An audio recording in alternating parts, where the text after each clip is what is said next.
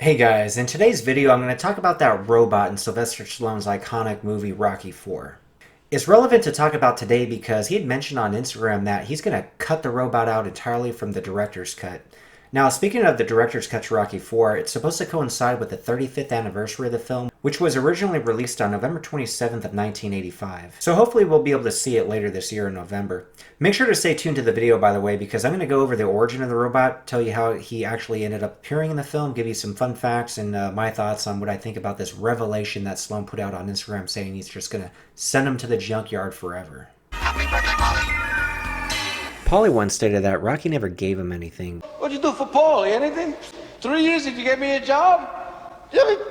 This. You gave me a lousy stinking X-Legs watch. This.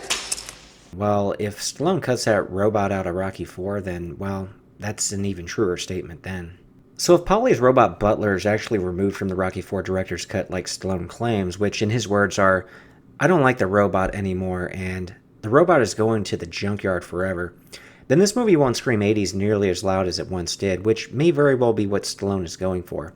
I wonder what Drago would say about the robot being sent to the junkyard forever, by the way. He dies. He dies. Looks like his wife feels the same way. But what about Apollo's wife?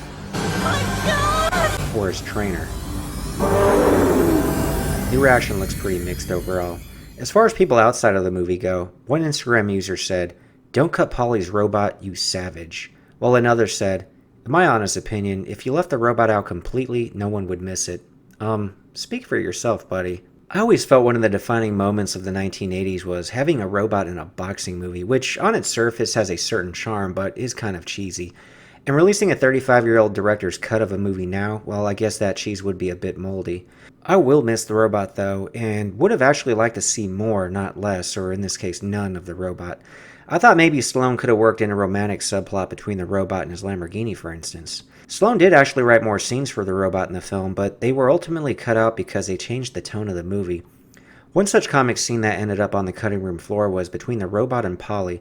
In the scene, Paulie and the robot had developed an odd couple relationship, with the robot complaining that Paulie always slept in the same t-shirt and made too much cigar smoke.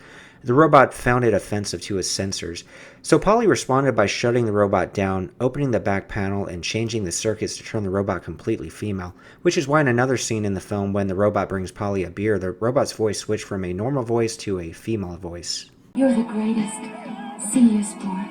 In general, although robots were huge in the 1980s, for instance, we had RoboCop, Terminator, Short Circuit, and in one of our favorites on this channel, Jean-Claude Van Damme's Cyborg, Rocky 4 is a sports drama, not a robot movie.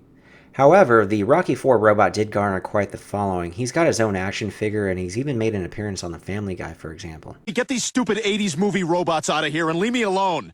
But how exactly did this robot find his way into the Rocky universe? It's actually quite an interesting story. It's not something Stallone ever initially thought of including in Rocky 4. Rather, it just happened to happen, for lack of a better word. The man who created the robot, Robert Dornick, founder of International Robotics, got his start in special education and made it his mission to explore new ways to treat children and learn more about human-robot interaction, which in the early 1980s was really ahead of its time. It just so happened that he appeared on a talk show to promote his robot and discuss the work he'd done with autistic children.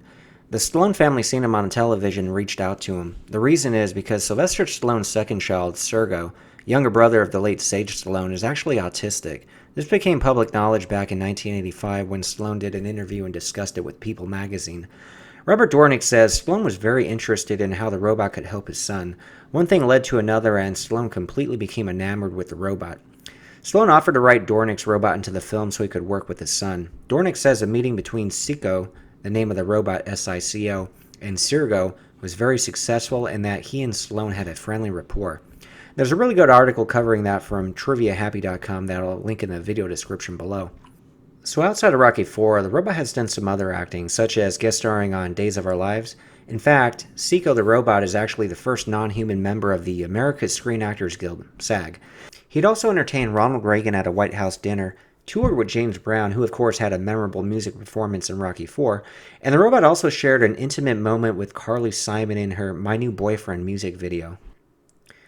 So SICO the robot seems to bring nothing but joy. He's helping out with parties, washing cars, fetching beers, confusing Apollo. Who's that? So it's kind of a shame overall that we're going to lose him. How do you guys feel about him being canceled and the director's cut of Rocky 4? Let me know in the comments section below. What do you think there? Very good, huh?